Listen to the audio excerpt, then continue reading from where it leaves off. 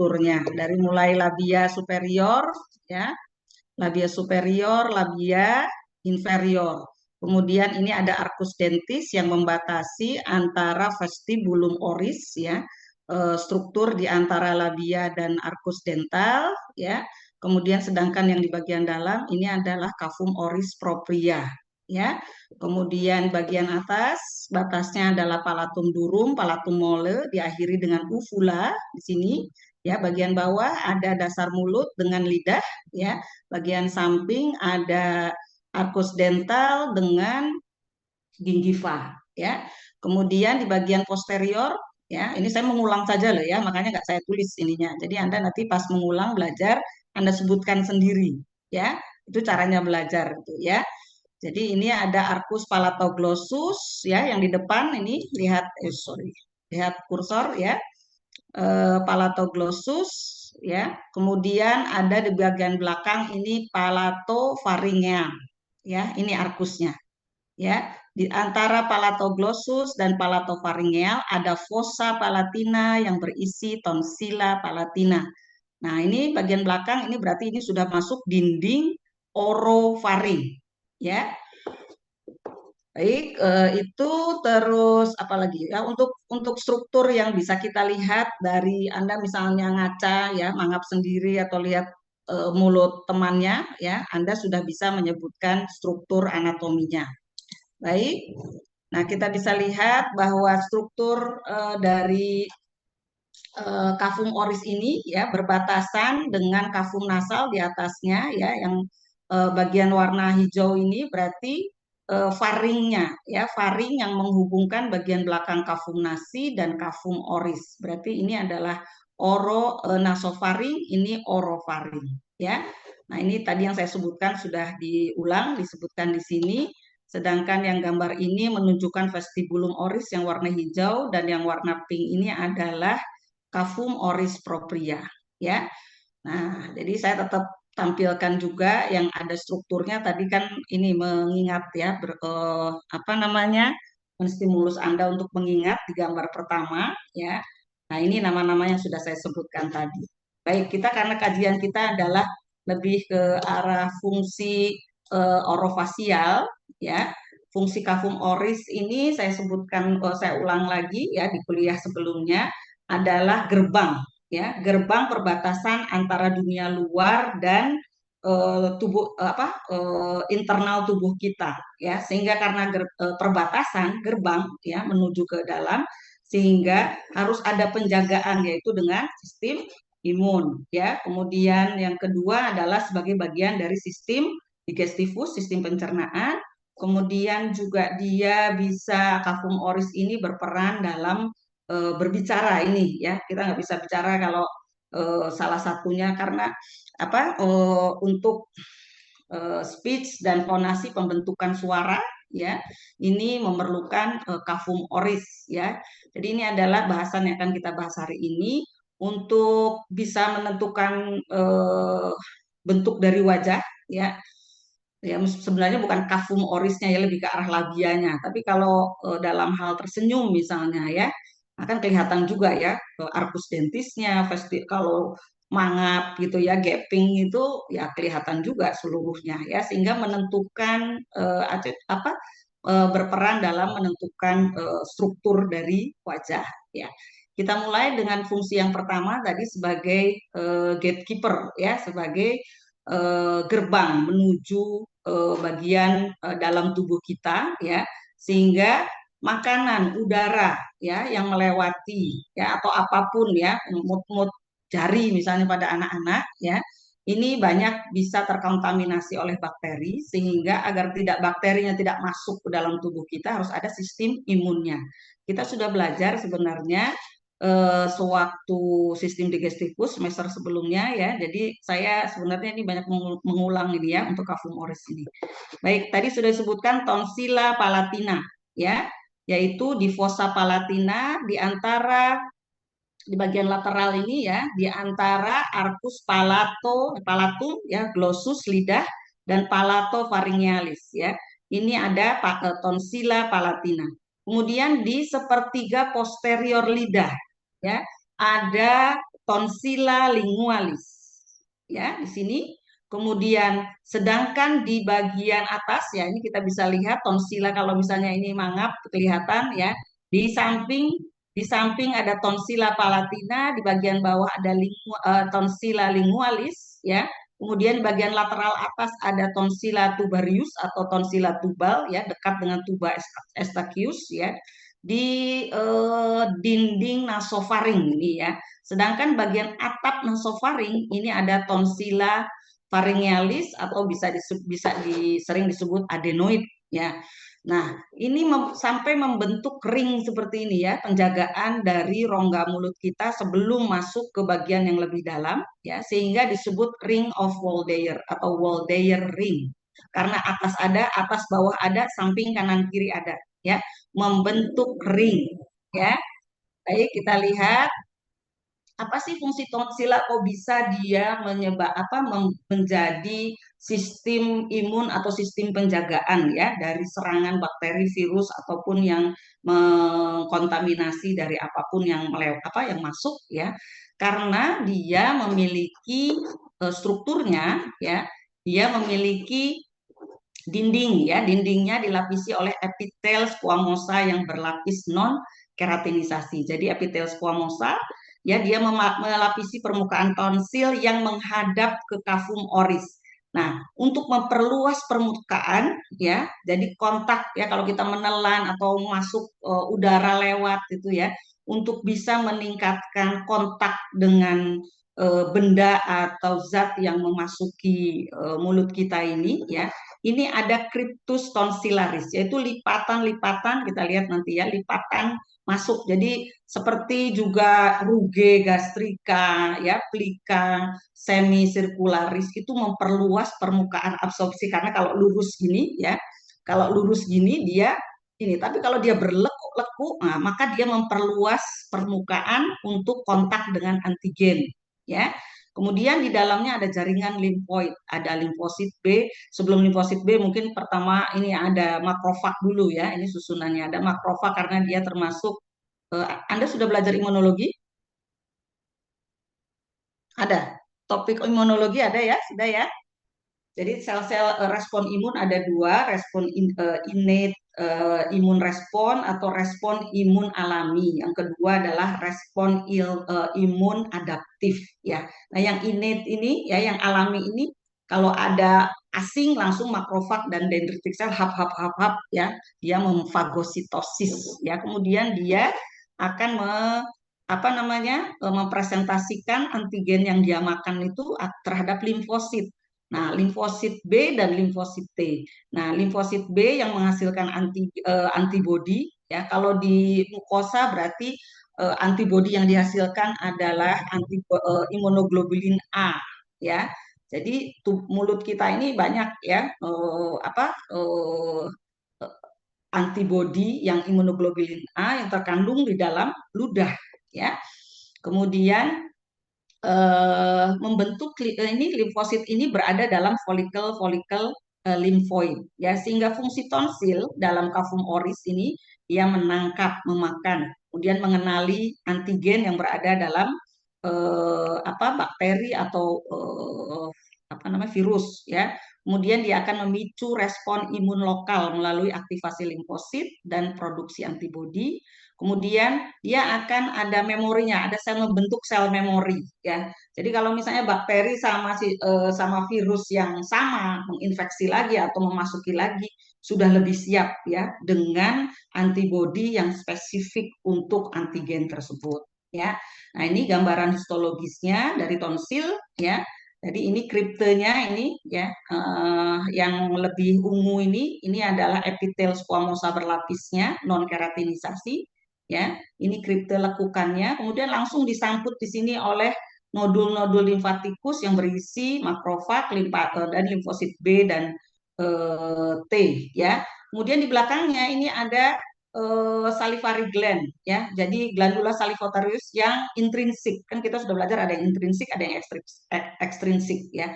Ekstrinsik yang besar ini ya, parotis, submandibular, sublingual. Harusnya masih ingat ya. Kemudian ada ini otot polos di sini ya yang berfungsi dia memompa. Jadi ini untuk bisa keluar ke sini antibodi yang sudah dihasilkan. Nah, ini ada salivary gland di sini yang menghasilkan saliva liur ya sehingga dia bisa disekresikan keluar ya. Tapi yang intrinsik ya ini ya glandula salivatoriusnya. Baik. Nah, kita lihat kalau Anda pasti melakukan pemeriksaan ya. Oh, kan nggak fokus, nggak lihat cuma giginya doang ya, seluruh kafum oris terlihat ya. Nah, ini Anda bisa lihat tonsila palatinanya, tonsila lingualisnya, kemudian yang faringealis. Kalau tubarius nggak bisa kelihatan karena dia di nasofaring ya. Nah, tonsila faringealis bisa kelihatan ya kalau dia sudah sangat hipertrofi ya. Nah, dia misalnya ini normal, ini T0 ya. Ininya pakai T ya. Tonsil T0 di sini nggak kelihatan, nggak keluar dari arkusnya. Nah, kalau sudah sejajar dengan arkusnya ini sudah T1 ya. Kalau lebih menonjol ini sudah T2. Nah, kalau sudah hampir menuju ke tengah ini ya, tapi belum ketemu ini T3. Kalau sudah sampai ketemu ini T4 ya. Jadi dalam pemeriksaan biasanya kalau pemeriksaan ke SD ini ya, kalau dewasa jarang kita nemu kayak gini ya. Kalau anak-anak ya, artinya apa? Kalau pada anak sekarang saya hampir kalau misalnya pas Penmas itu ya ke SD itu ya ke anak-anak SD periksa itu biasanya gede-gede itu ya, minimal itu T2 ya. Jarang banget nemu yang kayak gini malah ya. T4 juga jarang ya, yang banyak T2 dan T3. Artinya apa? Dia hipertrofi ya.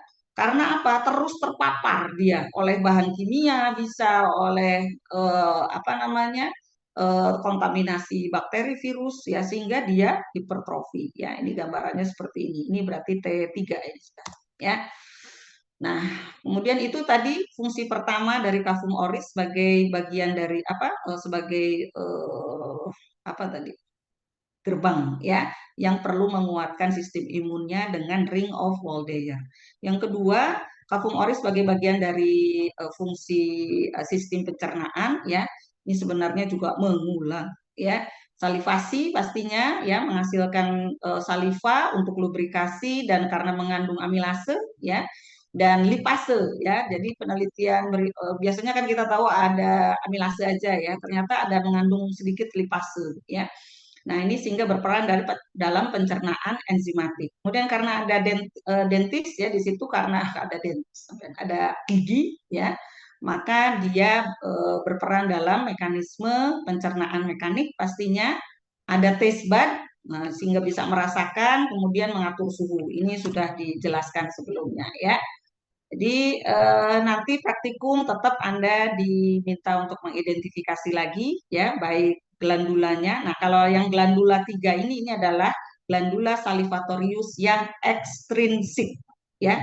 Kalau yang di permukaan dinding mukosa dari kafum oris berarti yang intrinsik karena nggak kelihatan tapi sifatnya seluler ya dia tapi ada yang dia terus-menerus menghasilkan saliva untuk membasahi mulut ya. Sedangkan kalau yang 3 ini kalau ada stimulus apa namanya makanan, baik makanan masuk, tercium bau ya, atau baru bayangin aja ya, seperti Anda kayak gini coba bayangin jeruk nipis misalnya ya diklecerkan, diperes gitu kan, rasanya kecut. Nah, itu padahal belum belum nggak kelihatan, tapi bisa membayangkan itu keluar apa namanya eh, salivanya ya. Jadi kalau istilah Jawanya apa? Kemelecer katanya ya. Baru bayangin aja sudah berliur ya ininya salivanya udah keluar banyak ya. Kemudian ini dengan duktusnya nanti kita coba untuk membuka ya pas praktikum sampai ketemu duktusnya ya. Jadi ini nah, ini untuk ductus opening ya. Jadi opening atau muara dari ductus parotidicus ini ada di M2 molar 2 atas ya, kanan kiri ya di sini. Ya, jadi dari apa glandula parotis dia menembus setinggi molar 2 atas di sini, sedangkan yang submandibular ada di frenulum lingualis dan yang submandibularis, sublingualis ada banyak ya di dasar lidah ya. Nah, untuk inervasinya tadi bayangin aja kok bisa ya keluar padahal nggak ada makanan di mulut gitu ya. Karena inervasinya ya tidak hanya apa namanya pengeluarannya tidak hanya karena mengunyah ya kan tadi hanya saat makan sewaktu mengunyah dia tertekan ini ya sehingga kayak diperas gitu keluar salivanya tetapi ini ada regulasi inervasinya juga untuk bisa mengeluarkan yang sifatnya parasimpatis ya jadi autonom parasimpatis dari nervus 7 dan nervus 9 ya facialis dan glosopharyngealis ya ini yang nervus tujuhnya ini yang nervus glossopharyngealisnya yang dia menginervasi untuk bisa produksi dan sekresi ya ini untuk pemeriksaan dari glandula salivatorius ya kalau gondongan jelas ya kalau dia ini kelihatan dia pipinya di atas apa namanya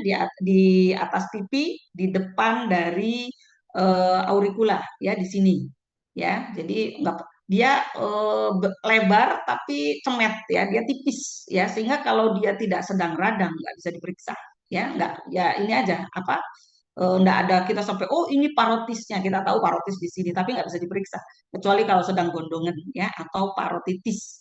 Nah kalau yang submandibular ini ya bisa diperiksanya bisa gini ke pasien ya begini sudah teraba apalagi dia kalau sedang radang ya kalau sedang radang dia akan teraba misalnya ada keluhan batuk pilek kita bisa apa namanya sampai terkontaminasi ya jadi ini dia membesar.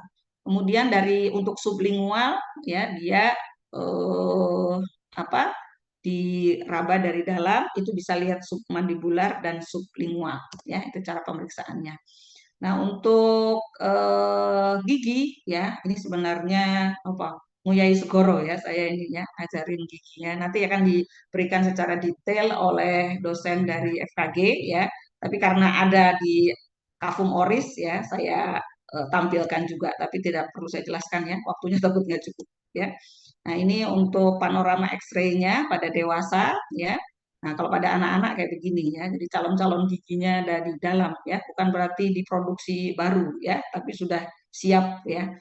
Tanggal di usia 5, 6, 7 ya, yang bawah sudah gigi permanennya sudah siap menggantikan. Untuk inervasi saya lihat di slide-nya Bu Safrina juga sudah ada ya saya sedikit untuk inervasi dari maksila dan mandibula ini ya untuk gigi keligi ini ya dari nervus trigeminal ya trigeminal bukan apa sih saya salah trigeminal ya. Nah ini dia adalah nervus apa eh, yang membentuk ganglion ya ganglion trigeminalis ya. Kemudian dia kalau di sini dia langsung terbagi tiga ya. Jadi kalau ini gampangnya gini, kalau nervus 5 ini ya ada yang ke ophthalmicus ya ke mata, kemudian ada yang ke maxilla nervus maxillaris, ada yang ke mandibula nervus mandibularis ya. Kemudian yang nervus maxillaris ini akan bercabang-cabang setelah masuk ya membentuk nervus alveolaris superior. Sedangkan nervus mandibularis ya, dia akan melewati foramen ya di sini ya. Jadi dia akan mengalami melewati foramen mandibularis, kemudian dia akan setelah melewati foramen mandibularis ini namanya berubah menjadi nervus bercabang dua, nervus lingualis dan nervus alveolaris inferior ya. Kemudian dia di sini bercabang-cabang masuk ke dalam untuk menginervasi gigi ya. Sehingga gigi ini apa namanya bukan benda mati juga ya karena dia mendapatkan suplai vaskular dan inervasi. Nah, ini untuk misalnya Anda melakukan tindakan terhadap gigi ataupun rongga mulut ya, nah, ini dan gigi ya. Ini kalau untuk yang nervus alveolaris superior ya, dia kalau misalnya kita melakukan anestesi, misalnya infiltrasi ya, karena tadi tidak sulit menemukan pangkalnya ya, untuk menemukan nervus alveolaris superior yang eh, lebih pangkal ya karena nggak ada batasan apa nggak ada patokannya. Tetapi kalau untuk nervus mandibularis ya bisa dilakukan blok anestesi. Jadi anestesi itu ada infiltrasi, ada anestesi blok ya. Jadi langsung ke sarafnya. Kalau infiltrasi dia ya ininya ngebloknya itu untuk serabut nerve apa namanya free nerve ending ya. Jadi ujung-ujung serabut saraf saja ya. Nah, tapi kalau blok anestesi kita udah jelas itu yang dianestesi nervus yang mana ya. Jadi ini kita menyasar adalah nervus yang baru keluar dari foramen mandibularis tadi ya. Nah, lokasinya kalau ini adalah di molar 3 atau molar yang paling belakang ini ya. Kemudian mangap ya pasiennya pastinya ya. Terus dia kira-kira 6 sampai 10 milimeter. Nah, ini jadi kalau misalnya ini buka mulut itu sama tangan sebelah kiri dimasuk. Nah, ini apa spetnya ya masuk ya. Jadi kalau kebayang ya nanti Anda kalau mulai praktek tuh nanti kalau dokter umum ya dia nyuntiknya itu nggak face to face ya. Jadi kalau misalnya suntik apa intramuskuler ya, IM, IV ya di tangan, di ini kan nggak ke wajah ya. Tapi kalau Anda nanti nyuntik ngeblok anestesi itu ya, nyuntiknya tuh pasiennya tuh menatap kita, kita lihat pasien terus tangan kita. Nah, kalau belajaran ya saya ingat saya waktu koas itu ya, nyuntik itu kan deg-degan ya gitu bener bisa bener nggak nanti tuh bloknya itu di situ gitu ya sudah tahu titiknya sudah belajar tapi ke pasien dan langsung ada padapan sama wajahnya ini tangannya begini greweli dan nggak bisa ditahan lagi ya sampai saya tahan pakai tangan kiri ini ya biar nggak goyang gitu ya. Nah ini blok anestesi untuk mengarah ke nervus mandibularis inferior ya. Nah, kalau digambar ya atau di apa living anatomy di pasien ya itu sebenarnya lebih jelas ya. Tapi nanti kalau Anda praktikum ya, Anda udah praktikum ya di waktu digambar indah skematik ya, warnanya merah, arteri merah, vena biru ya. Pas pas lihat ya, pas di kadaver kayak begini ini yang mana arteri, vena, nervus ya, otot, kelenjar aja warnanya sama semua coklat ya. Nah, ini sebagai gambaran ya kalau kita nanti ini insya Allah nanti ada ini apa saat praktikum ya bisa kita identifikasi. Masuk ke lidah ini juga mengulang ya 2/3 anterior, 1/3 posterior, yang belakang ini posterior ada tonsilla lingualis, 2/3 anteriornya ya. Ini adalah lidah yang mengandung papilla lingualis ya. Apa saja jenis papilla lingualisnya sudah kuliah, sudah praktikum. Ini juga otot-otot lidah ada intrinsik, ada ekstrinsik. Kalau intrinsik berarti origo insersinya ada dalam lidah dua-duanya, sedangkan yang ekstrinsik origonya di luar lidah ya sedangkan insersinya di dalam lidah ya. Jenis-jenis dari intrinsik ada longitudinal, ada transversal yang titik-titik bundar-bundar ini ya. Sedangkan yang ini serabut yang ini adalah yang vertikal. Kemudian yang ini karena origonya di luar ya berarti ini yang ekstrinsik ya. Nah, ini mandibula ini berarti bagian depan di anterior. Genio, nama lain dari mandibula adalah genio ya. Jadi genio glossus ya.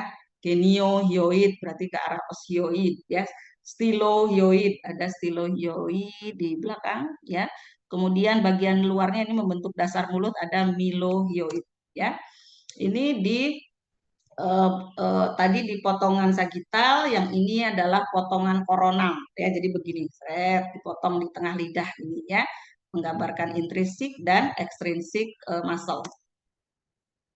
Kemudian ini di sini ada otot-otot dasar mulut ya. Jadi di otot leher ini sebagai batas adalah osioid ya. Jadi kalau yang atas ini berarti otot dasar mulut atau musculus suprahyoid. Sedangkan otot-otot yang di bawah ini infrahyoid ya. Nah, ini fungsi dari otot lidah yang ekstrinsik ini ya genioglossus ya. Kalau geniohyoid berarti nggak ada glossusnya, berarti bukan otot instriksik lidah ya, yang ada glossusnya saja, palatoglossus, styloglossus. Glossus itu kan nama lain dari lingua ya, atau lidah ya. Nah, kalau yang geniohyoid, kemudian stylohyoid ya, ini adalah otot suprahyoid ya, otot leher suprahyoid ya. Tapi dia berfungsi, otot-otot ini semua berfungsi dalam proses menelan ya. Kalau kita menelan, kemudian ini pegang gini ya, kemudian menelan kita. Nah, ini ada yang bergerak kan? Nah, ini otot-ototnya ini ya, genioglossus, geniohyoid ya. Nah, ini yang melapisi bagian di luarnya lagi ada milohyoid ya. Kemudian berperan dalam proses mengunyah juga ya, waktu mengunyah juga dia ikut bergerak meskipun bukan otot mastikasi utama. Kemudian berperan saat kita membuka mulut dan stabilisasi dari osioid. Jadi osioid ini kayak kampul-kampul, nggak ada sendinya sebenarnya. Dia menjadi apa namanya, origo dan insersi dari otot-otot sehingga dia terfiksasi oleh otot, tapi dia tidak nyambung dengan tulang apapun. Ya, biasanya kalau tulang kan nyambung, membentuk sendi, ya, nyambung dengan tulang yang lain. Ya, ini gambaran lain dari otot-otot dasar lidah, nanti bisa dipelajari. Untuk inervasi, ya, ini warnanya banyak, artinya yang inervasi lidah ini banyak, ya. Nah, jadi yang pertama untuk apa namanya, untuk motorik ya, untuk motorik ini motorik, yang ini yang sensoriknya ya. Nah, bukan berarti yang sebelah lidah kanan itu cuma ada motorik aja yang sebelah kiri, tapi artinya overlap ya, motorik dan sensori ini. Nah, untuk bisa mudah menjelaskannya ya, dibagi gini ya. Untuk motoriknya oleh nervus hypoglossus, nervus 12 ya. Sedangkan di bagian lateral ini oleh, karena dia membantu proses menelan ya. Nah, ini oleh nervus vagus, nervus 10.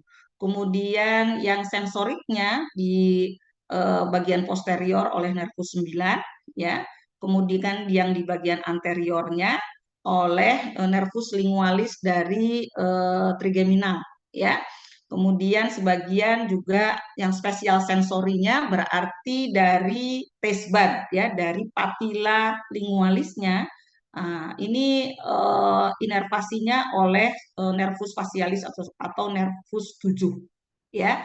Nah, di bagian ini ada overlapping antara nervus 9 dan nervus 5 ya. Nah, ini mungkin apa, gangguan ya apabila lidah, sebutnya lidah jatuh pada orang, apa namanya, pada orang yang pingsan, hilang kesadaran atau koma ya, dengan posisi yang tidak pas ya, menekuk misalnya ininya fleksi ke anterior, ke depan lehernya. Nah, ini si lidah ini jatuh sampai dia menekan epiglotis ya, sehingga dia menutup apa namanya, saluran nafas ya. Jadi tertutup saluran nafas oleh lidah yang jatuh ke belakang ya. Sehingga gimana caranya? Bukan ditarik lidahnya biar nggak jatuh ke belakang ya, tarik aja lidahnya. Nggak bisa juga orang nggak sadar ditarik lidahnya ya. Ini caranya dengan untuk membuka saluran nafas, dia diekstensikan. Jadi dahinya di apa, ditekuk ya ke belakang, terus ininya dinaikkan ya, jadi dangak ya. Nah, kalau seperti ini lidah akan tertarik sehingga dia bisa membuka saluran nafas ya. Kita masuk ke ini kafum oris sudah selesai ya. Ini requestnya Bu Nana, faring dan laring katanya belum masuk di kuliahnya Bu Nana. Jadi saya sekilas, ini juga bagian dari sistem pencernaan sehingga sudah disebutkan ya, bahwa faring adalah tabung muskuler ya. Muskulernya apa? Muskulusnya adalah musculus constrictor superior, musculus constrictor medialis, musculus constrictor inferior pharyngealis ya. Jadi ini ya, dia tabung muskuler mulai dari basis kranii sampai ke kartilago krikoid ya. Nah, kalau bagian-bagiannya ini dilihat dari belakang ya, seperti ini. Kemudian naso, oro, dan laringofaring sesuai dengan struktur yang berada di hadapannya, di depannya. Nah, ini bagian dari apa, faring bagian belakang, ini juga gambar yang sudah pernah ditampilkan ya. Jadi kalau nasofaring berbatasannya dengan kafum nasi, yang ini yang disebut koane ya. Dengan kafum oris ini ismus fausium ya. Kalau laryngofaring berbatasan dengan aditus laringis. Nah, untuk apa namanya persarafan ya, bagaimana dia bisa eh, berperan dalam proses menelan dan dilewati oleh hulus ya. Setelah menelan itu dia oleh nervus vagus yang utamanya ya. Kemudian yang ganglion cervicalis superior ini ke apa namanya untuk pergerakan sensor, untuk pergerakan dan sensoris, motorik dan sensorisnya ya. Ini gambar aslinya, ini kita sudah praktikum juga ya. Nah, untuk sagittal section pada ini kita punya ya sediaannya yang di bejana itu yang di bawah ya, yang bersama untuk biasanya yang dilihat cuma otaknya aja ya, praktikum otak ya, nervus sistem saraf ya, praktikum sistem saraf. Padahal di preparat tersebut bisa juga diidentifikasi ya kafum oris dengan lingguanya sampai ke ini yang ini ya, di ini nasofaringnya, ini kan kafum nasi. Ini nasofaring ya. Nah, ini lubang ini adalah apa? Tuba estachius ya. Ini torus tubarius. Nah, di sini tadi disebutkan tonsilla tubarius ya. Nah, ini ada tonsilanya di sini. Sedangkan tonsilla pharyngealis ini ada di atap dari nasofaring ini. Kalau membesar dia ya, dia bisa menekan apa namanya membuat dia nggak bisa nafas ya karena menutup kan sehingga lebih cenderung dia itu mangap ya untuk bisa bernafas.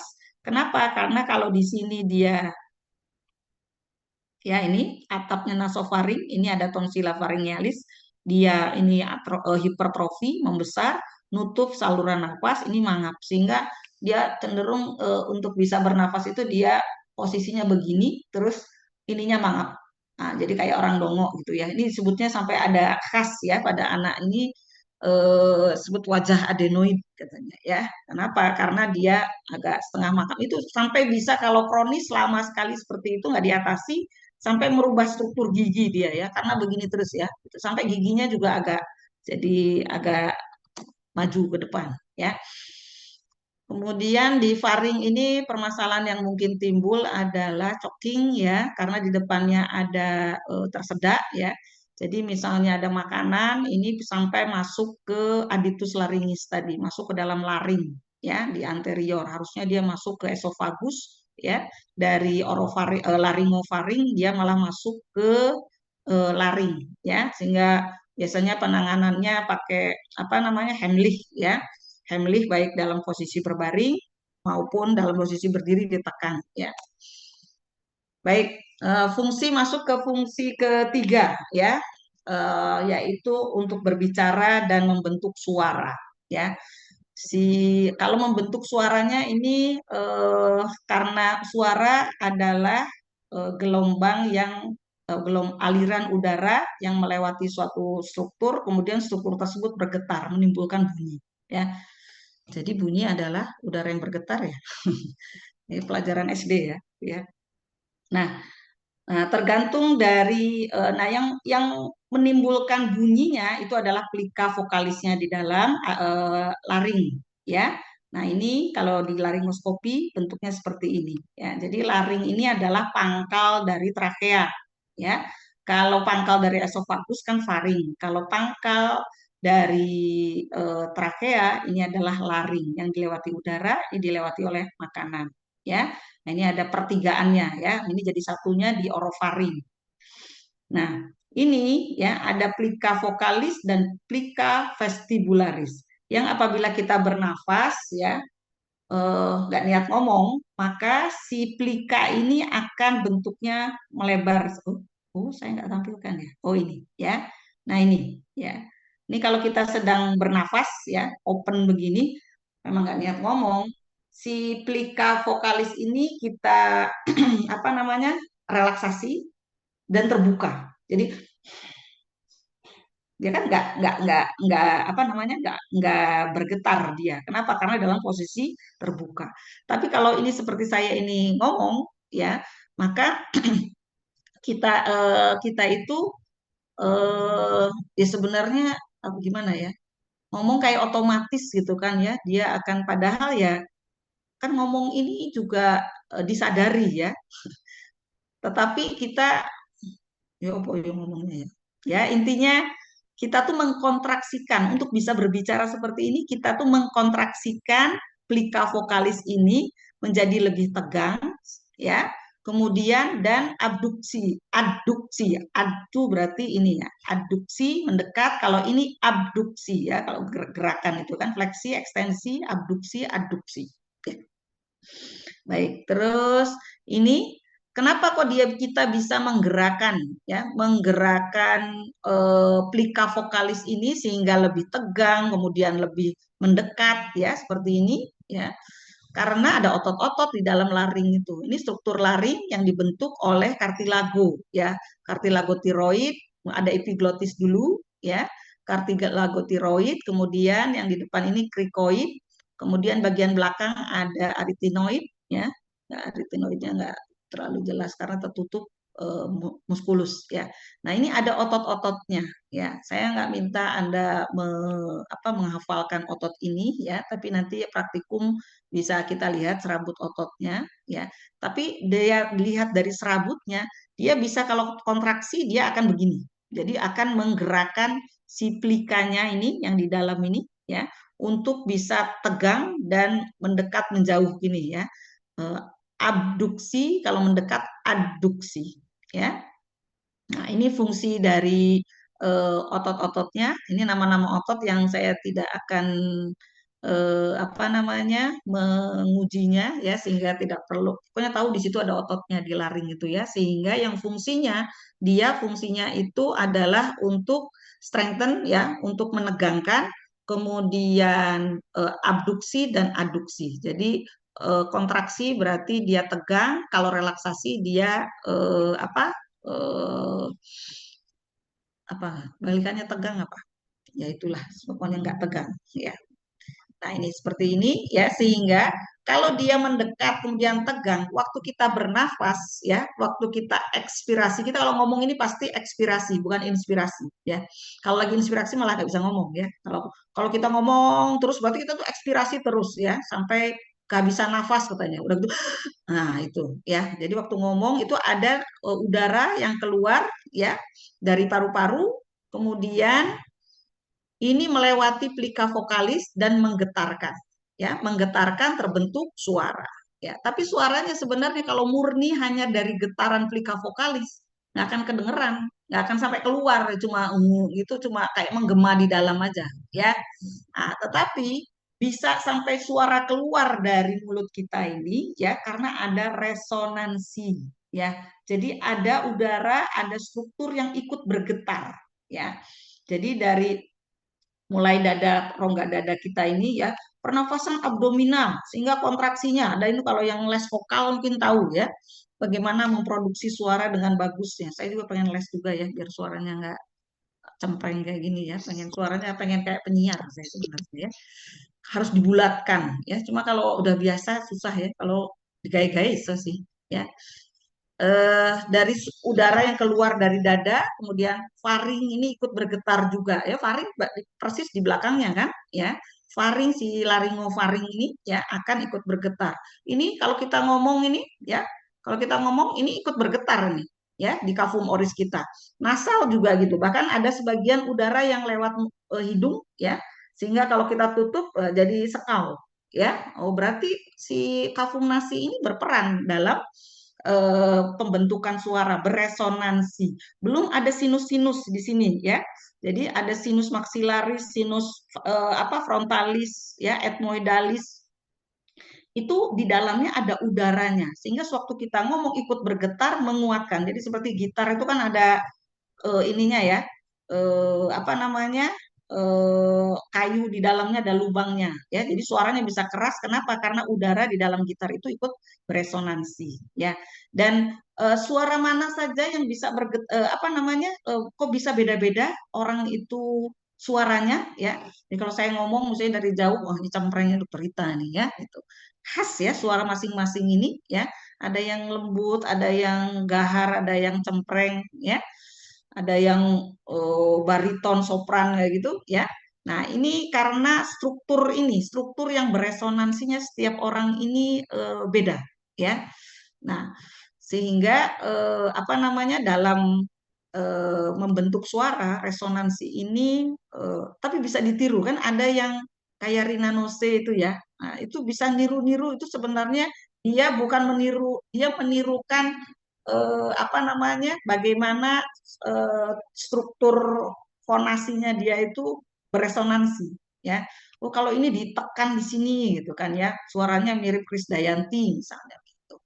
Kemudian dalam membentuk suara ya kita bisa ada kata-kata ya.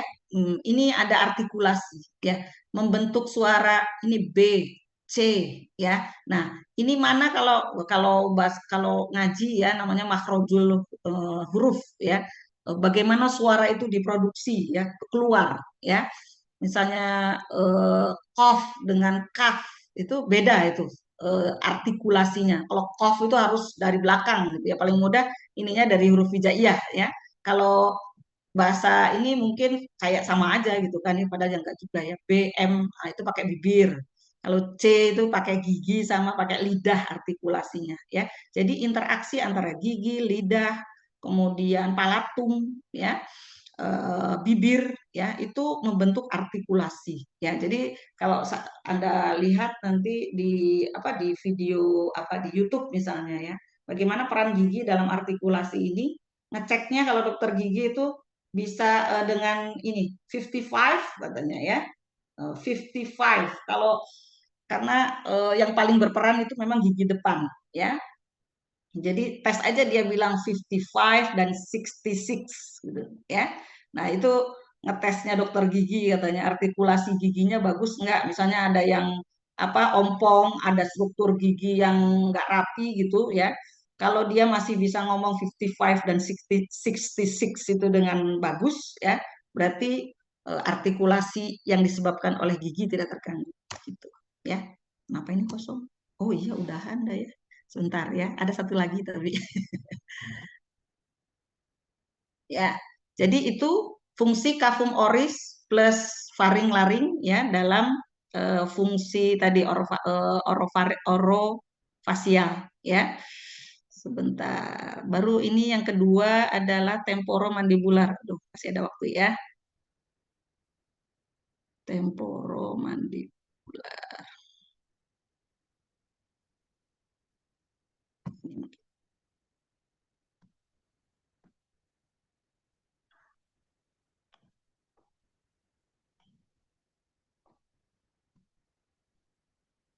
Dan apa? Ya, dokter. Baik ya. Nggak sempat jadiin satu ya ininya. PPT-nya ya. Baik, mungkin tambahannya dari kuliah pagi ini adalah anatomi dari temporomandibular joint ya. Jadi Bu Nana sebelumnya sudah bahas osteologi dari kraniumnya ya. Sudah detail saya lihat di slide-nya Bu Nana. Mungkin perlu di-highlight mengenai temporomandibular joint ini. Kenapa? Karena kafum oris tadi yang disebutkan fungsinya itu nggak bisa fungsi kalau dia nggak bisa gerak, nggak bisa buka ya. Anda tadi fungsi digestif paling mudah itu ya. Untuk masukkan makanan ya, ingestion itu mau masukkan makanan nggak bisa, ini yang nggak bisa buka trismus misalnya. Kalau ini terganggu ada sebutnya kaku ya, spasme trismus nggak bisa buka ya. Sehingga fungsi kafum oris yang tadi itu bisa berfungsi apabila temporo TMJ ini ya, temporomandibular joint-nya ini bisa berjalan berfungsi dengan baik ya. Jadi waktu mengunyah ya, membuka mulut, mengunyah itu menggerakkan karena di kranium ini semua tulang ini dalam kondisi rigid ya. Meskipun ada sutura ya nggak bisa gerak toh ya. Yang hanya bisa gerak hanya mandibula dari seluruh struktur tulang yang ada di kranium. Sehingga peran temporomandibular joint ini bahkan disebut TMJ ini adalah sendi yang paling aktif ya. Kenapa?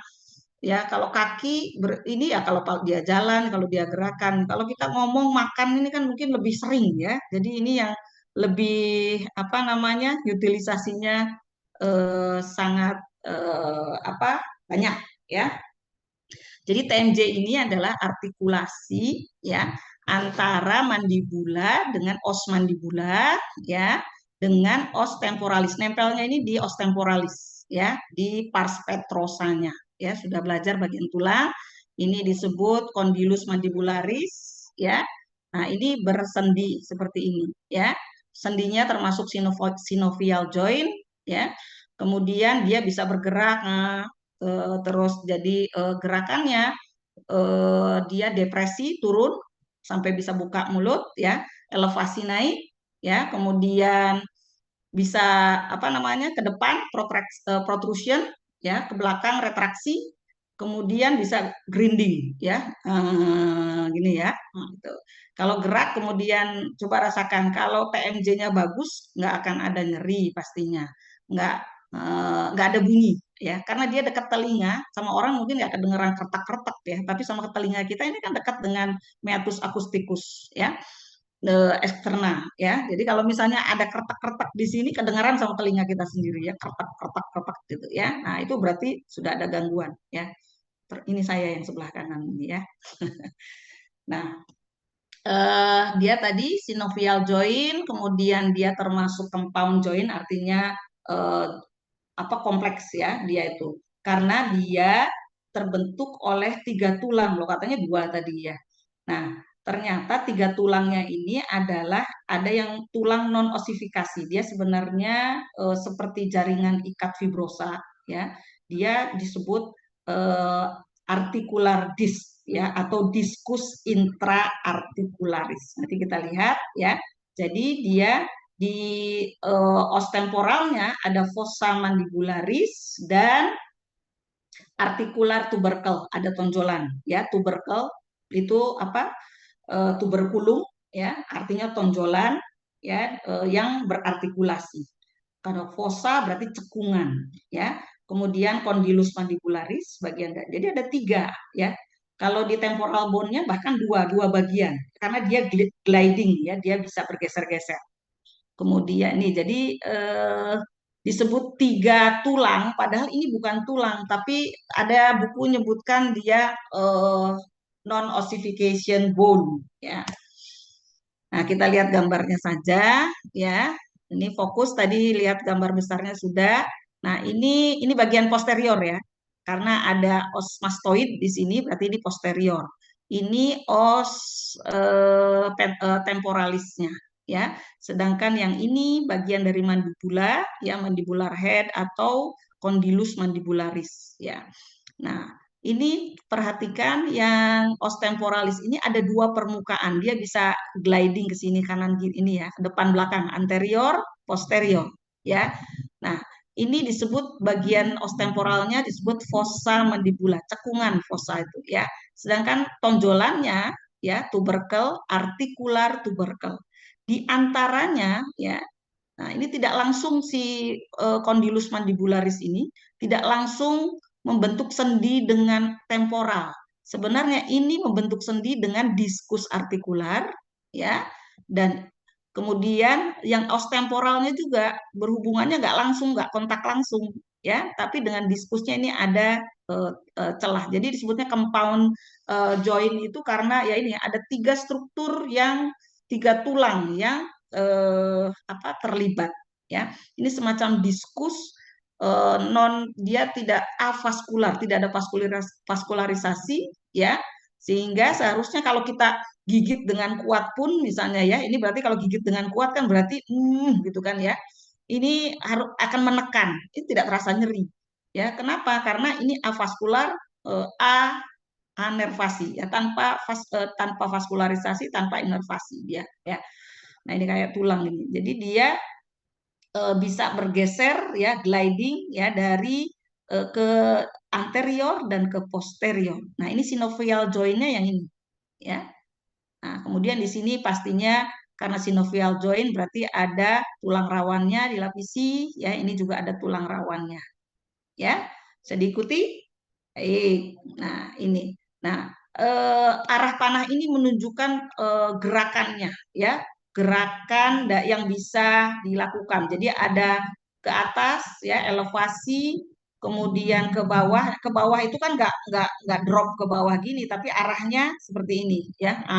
Ya. Jadi ininya tetap, tapi yang bagian anteriornya yang turun, sehingga arahnya seperti ini. Kemudian bisa ke depan, terus ke belakang juga bukan ke belakang sini, tapi ke belakang sini. Jadi apa namanya sebutnya tuh? Nggak lurus gitu kan ya. Ya sehingga kalau kita mengunyah, coba ya, Anda mengunyah dengan geraham kiri.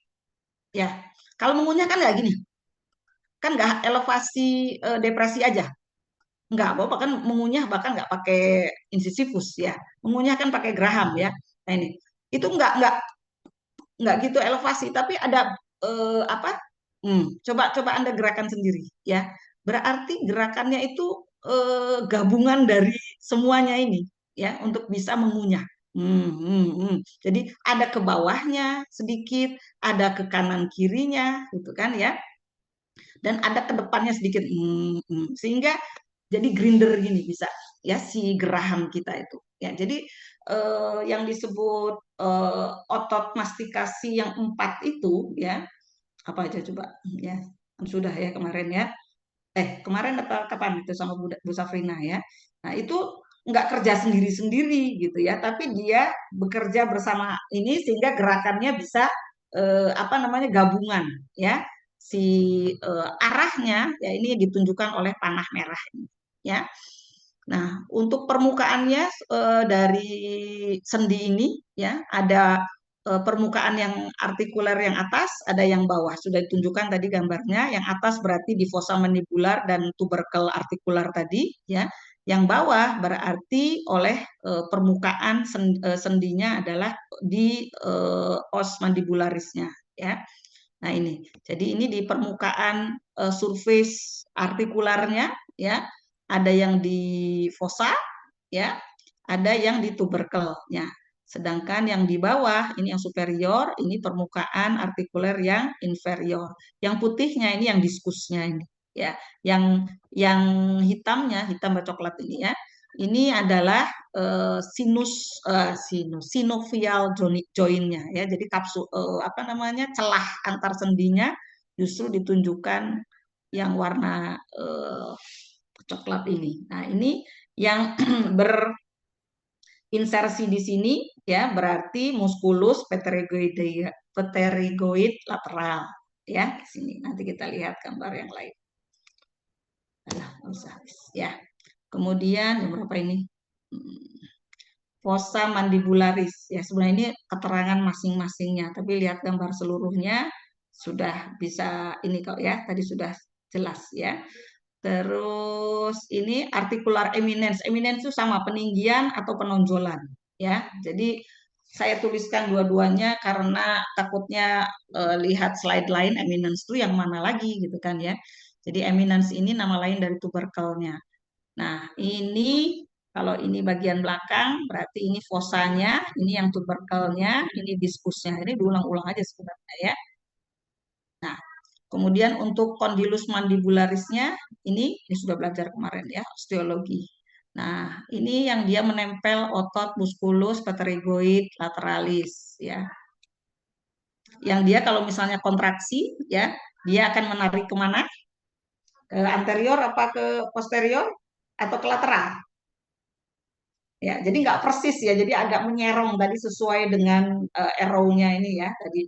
Jadi dia bisa gerakan grinder ke kanan kiri ya, atau ke depan ke belakang ya. Jadi tapi kanan kiri berarti. Jadi ini saling menarik ya si pterygoid lateral dextra dan sinistra ini ya, sehingga sewaktu kita mengunyah di sebelah kiri ini bukan berarti yang kanan ini diem gitu, nggak kiri-kiri nggak bisa kan? Ini kanan kiri ini akan apa bersinergi ya untuk bisa mengkontraksikan kanan kiri ya, terbelit kanan kiri waktu mengunyah itu. Waktu meskipun kita mengunyahnya makanan kita geser di kiri karena yang di kanan ini ada yang sakit gusinya ada sariawan ya, kunyahnya di kiri aja biar nggak kesenggol gitu ya. Ini yang kanan ini tetap ikut kontraksi ya. Saya percepat ya untuk artikular disknya tadi, diskus interartikularisnya ini ada bagian-bagiannya ya. yang ini yang anterior, ini yang intermediate, ini yang posterior. Kenapa perlu tahu detail? Ini dia gliding ya, bergeser ya. Kalau berkontraksi ini si bergerak ya sendi ini ya. Kalau dia sampai dislokasi, nah nanti di belakang ya kelainannya sampai dislokasi berarti ini tuh merusut sampean ya.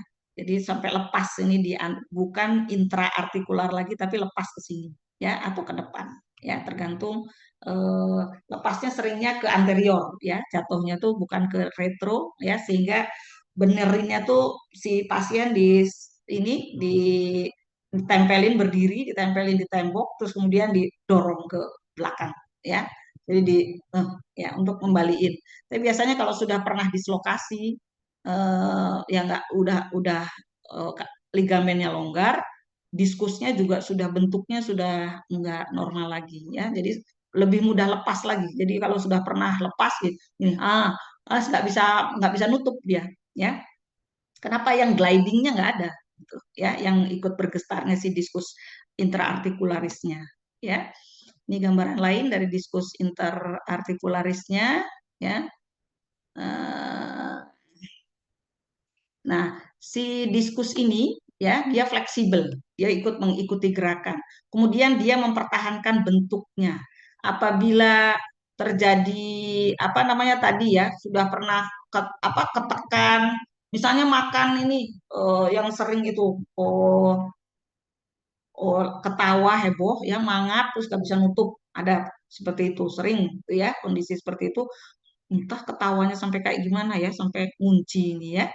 Nah, kemudian eh, biasanya kalau sudah dislokasi, sudah atau makan kacang yang sangat keras gitu kan ya. Nah, itu dia akan menekan diskusnya sangat kuat ya sehingga bisa terjadi perubahan bentuk ya morfologinya.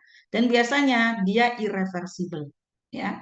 Sehingga terjadi perubahan biomekanik dari si TMJ ini. Ya, bisa bunyi, kretek-kretek, nyeri ya. Nah, ini lamina-lamina nggak perlu lah ya, terlalu detail. Ya, nanti kita praktikum juga agak susah. Ini bisa saya jelaskan di kuliah karena sangat berkaitan dengan fungsi gigi ya, karena gigi nggak bisa fungsi kalau nggak bisa mangap ya. Baik, nah ini si sendi ini dia difiksasi oleh ligamen-ligamen ya.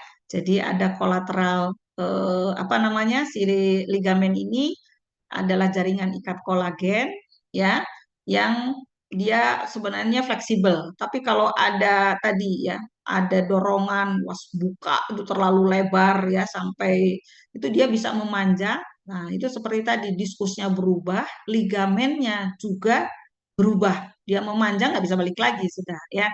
Nah, ligamennya apa saja? Ada ligamen kolateral, kapsular, ya. Ligamen kolateral ini yang menghubungkan diskus intraartikular tadi, ya, artikular diskus tadi dengan kondilus mandibularis. Kemudian kapsular ligamen yang membungkus semuanya, dia melindungi sinovial joint-nya tadi, ya. Kemudian yang paling luar ini adalah ligamen temporomandibular atau bisa disebut lateral ligamen. Jadi di buku-buku ada dua istilah ini ya. Di bagian luar atau bagian lateral dari kapsular ligamen ya. Nah, ini permukaan sendinya, surface-nya ya, kemudian ini diskusnya di tengah ya. Nah, ini diskusnya ini dihubungkan oleh kondilus mandibular. Jadi diskus tidak berhubungan dengan fossa mandibularis ya, atau dengan os temporalis, tapi dia berhubungannya dengan mandibulanya ya. Kemudian yang ini yang kapsular ligamennya, yang mana lateral ligamennya atau TMJ ligamennya, nah, ya ini ya, TMJ, temporomandibular ligamen ya. Nah, ini kapsular, ini yang lateral ligamen, yang ini kelihatan ini kapsular bisa lihat sini ya. Dan ini yang kolateral ya antara diskus dan kondilus ya. Ini vaskularisasi ya semuanya berasal dari arteri karotis eksterna, yaitu arteri dari temporalis superficialis, arteri meningealis media, ya, dan arteri maksilaris interna, ya. Ini gambarannya. Hmm, Praktikum kita nggak punya preparatnya ini, ya. Untuk inervasi, ya, semuanya baik sensori maupun motorik ini oleh nervus 5, ya. Sedangkan pergerakannya tadi sudah disebutkan protraksi, retraksi, ya, protraksi ke depan, ya, retraksi ke belakang, ya. Terus depresi, elevasi, ya. Kemudian side to side, gliding ini, ya. Ya, bisa kanan kiri, ya. Nah, kemudian saat depresi mana saja yang berperan, ya, tidak hanya 4 otot itu, ya, tapi platisma yang bagian luar, milohioid, geniohyoid, ya, musculus digastricus yang venter anterior, ya, ini. Nah, ini ikut berperan, ya. Kemudian elevasi, temporalis, masseter sama pterygoid medial yang protraksi. Nah, bisa dilihat, ya. Yang side to side, ya. Nah, ini jadi ini arah gerakannya. Ini kalau ini digambarkannya lurus, ya. Padahal lebih tepat yang gambar sebelumnya, ya. Nggak terlalu lurus, depan, belakang, atas, bawah itu agak nyerong, ya, ya. Untuk klinikal anatominya bisa terjadi dislokasi dari os mandibula, ya. Misalnya tadi mangap ke nemenen atau pada saat kejang, ya. Itu bisa nggak bisa apa nggak bisa nutup mulutnya. Ya bukan nggak bisa buka, tapi nggak bisa nutup dia, ya. Nah, ini seperti ini. Jadi harusnya kan di sini cuma sampai sini. Nah, ini bablas, ya. Ini fossa mandibularis, ini yang eminence atau yang tubercle artikularnya. Nah, ini bablas ke depan. Terus mau balik lagi kan dia terhalang ini. Untuk balik lagi ke sini dia terhalang ini. Jadi ngunci di sini. Sehingga untuk reposisinya ini kita menekan, ya. Jadi menekan apa si kalau ini maksila, ya. Ini kita kerasa nonjol di sini, ya. Nah, itu didorong ke belakang, ya. Tapi ligamen, diskusnya biasanya sudah tidak sama lagi, ya, karena tadi excessive force tadi, ya. Terus ini di arrangement ini memang ada gangguan, ya. Jadi bisa dari awalnya misalnya posisinya nggak pas itu kan, ya. Itu bisa di arrangement ini sebelumnya normal, kemudian dislokasi, kemudian nggak bisa balik lagi sudah, ya. Jadi dia clicking, kemudian ada bunyi kertak-kertak gitu, ya. Misalnya kayak ini punya saya ini nggak dislokasi, tapi karena apa ya dulu lupa saya. Nah, ini kemudian nyeri saat digerakkan, ya. Terus, nah ini contohnya di arrangement diskusnya ini, ya, sudah nggak sama lagi, ya. Kalau ini berarti kalau bentuknya kayak gini, dia ada opening waktu buka itu baru clicking, ya. Kalau bentuknya seperti ini, maka pas nutup dia clickingnya, ya. Kemudian yang kedua, yang ketiga adalah trismus, ya. Trismus ini nggak bisa buka. Kalau tadi nggak bisa nutup, ini nggak bisa buka, ya. Karena spasmu ototnya, ya. Jadi bukan karena masalah tulangnya, tapi masalah otot, ya. Penyebabnya ini, ya, seringnya tetanus, ya. Jadi trismus ini bahkan kalau sudah ada luka yang dalam, ya, terus dia apalagi dia nggak imunisasi, ya, TT misalnya. Ini gejala awalnya sebelum dia kejang-kejang tetanus itu dia trismus dulu. Udah trismus, waduh, berarti toksinnya, tetaninya udah ini, ya, eksotosinnya sudah keluar, ya. Ankilosis ini genetik, ya, jadi dia memang pembentukan dari joinnya sudah nggak normal, ya, kayak fibrosis, kemudian akhirnya mengecil, ya, jadi rahangnya juga kecil biasanya, ya. Nah, itu seringnya ada infeksi apa saya juga lupa ini nggak tahu, ya. Trauma bisa, jadi sudah ini rusak, kemudian akhirnya dia nggak normal, ya. Mungkin ada patah, ada ligamennya rusak, ya. Jadi disebutnya ankylosing joint, ya. Baik, ini slide terakhir, ya. Anda bisa eh, apa namanya pertanyaan ini bisa jawab. Nah, berarti Anda mengikuti, ya, mengikuti kuliah ini. Nanti untuk penjelasan TMJ ini Anda bisa klik untuk lihat video YouTube-nya, dijelaskan in English. Tapi dia pakai ini apa namanya moving, pakai anatomi app ya. Jadi bisa gerak-gerak gitu ya. Jadi mungkin lebih bisa dipahami dibanding PPT yang lebih apa namanya, dua dimensi ya, tidak tiga dimensi. Baik, sampai sini ada pertanyaan?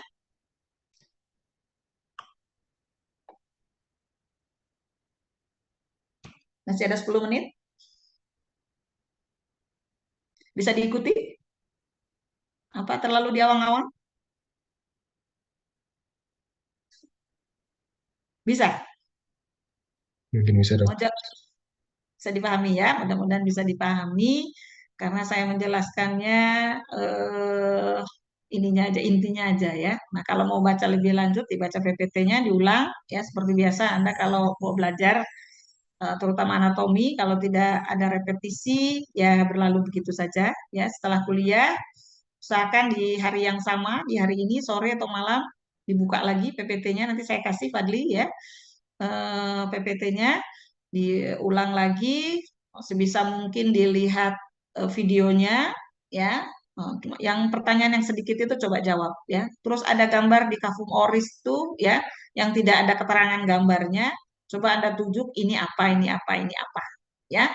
Jadi untuk petunjuk praktikum ya metodenya hampir sama dengan sebelumnya. Anda mengikat ya, menusuk, mengikat, memberi label ya sampai ketemu saat praktikum ya. Tidak ada pertanyaan sepertinya ya. Karena Anda juga perlu berjalan ke kampus ya, ke kelas. Saya akhiri. Assalamualaikum warahmatullahi wabarakatuh. Waalaikumsalam Waalaikumsalam. warahmatullahi wabarakatuh. Terima kasih Waalaikumsalam. Terima kasih dokter. dokter. Sama Terima kasih dokter. sama. Terima kasih dokter. Ya, Fadli, jangan lupa ini ya, absen ya, diantarkan ke Oke, baik. lab anatomi ya, ditandatangani semua. Baik, terima kasih. Saya Liv ya.